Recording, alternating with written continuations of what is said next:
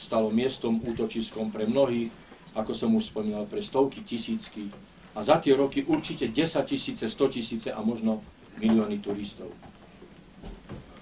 Ja som mal to šťastie, aby som nahliadol do rodinného archívu Štefana Zamkovského, do jeho rodinného fotoarchívu.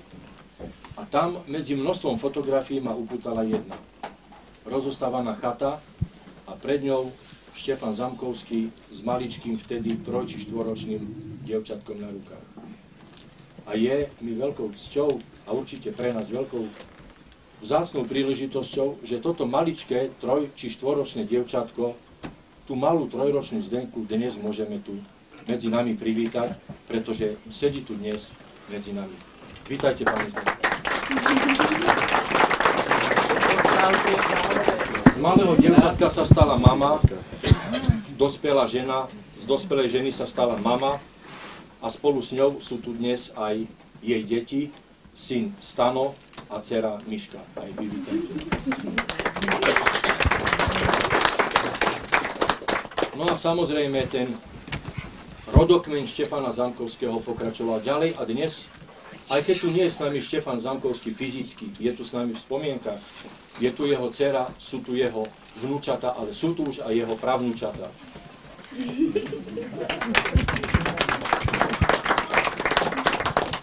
A ešte máme jednu vzácnu príležitosť. Sedí tu medzi nami človek, ktorý mal tú česť byť pri otvorení tejto chaty. Pán Odložilý. Hovorí sa, že život človeka sa končí smrťou. Ja som pri jednej príležitosti počul, že to nie je pravda, že život človeka sa končí nie jeho smrťou, ale zabudnutím na neho. A ak je toto pravda, že život človeka sa končí až zabudnutím, tak určite Štefan Zamkovský nikdy nezomrie, pretože večne bude žiť nielen v našich spomienkach, ale vďaka tomuto dielu, ktoré on vytvoril, neustále bude nám ho pripomínať nielen toto dielo a nielen ten nápis, ktorý nad dverami pri vstupe do tejto chaty je, ale predovšetkým jeho odvaha, jeho myšlienka, ktorú kedysi vyslovil a dokázal zrealizovať. Napokon mi dovolte povedať ešte jednu vetu. Takých ľudí z mesa a kosti, ako bol Štefan Zamkovský, chodilo po Tatrách milióny za tie roky. Prešlo milióny. Ale takých osobností, ako bol Štefan Zamkovský svojou dušou, takých bolo len veľmi málo. A je, myslím si, našou povinnosťou, aby sme si tieto osobnosti ctili, aby sme si ich vážili, aby sme si ich držali v spomienkach, aby sme na nich predovšetkým nezabudli. Pretože toto sú, chcem veriť, že hovorím za všetkých, skutočné celebrity world.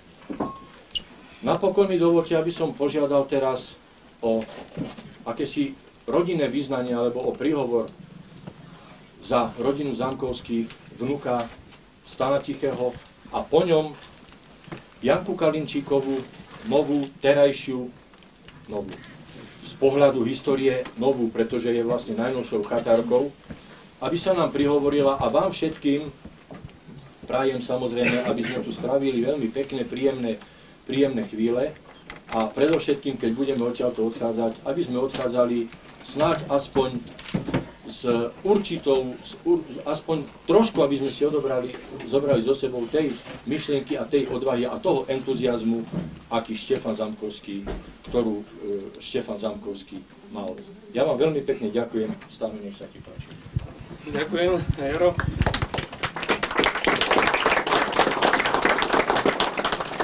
Nebudem nejako dlho hovoriť.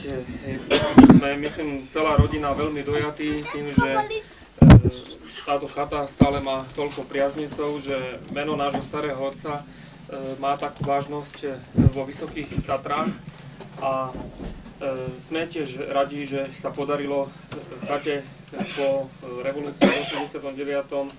vrátiť jej pôvodný názov a aj to, že s pomocou pána chatára Kulangu a potom pani chatárky Jany Kalinčíkovej sa podarilo previesť túto chatu úskaliami toho porevolučného obdobia a že stále táto chata plní svoj zámer, poskytuje prístrešie pre turistov, pre horolezcov a je snaha, aby sa tu všetci, ktorí tu prídu, aby sa tu cítili dobre a myslím si, že aj dnes o toto ide. Takže ja aj srdečne ďakujem ako predstavenému chatárovi, pánovi Lacovi Kulangovi, tak aj terajšej chatárke Janke Kalinčíkovej o to, že sa starajú o chod tejto chaty.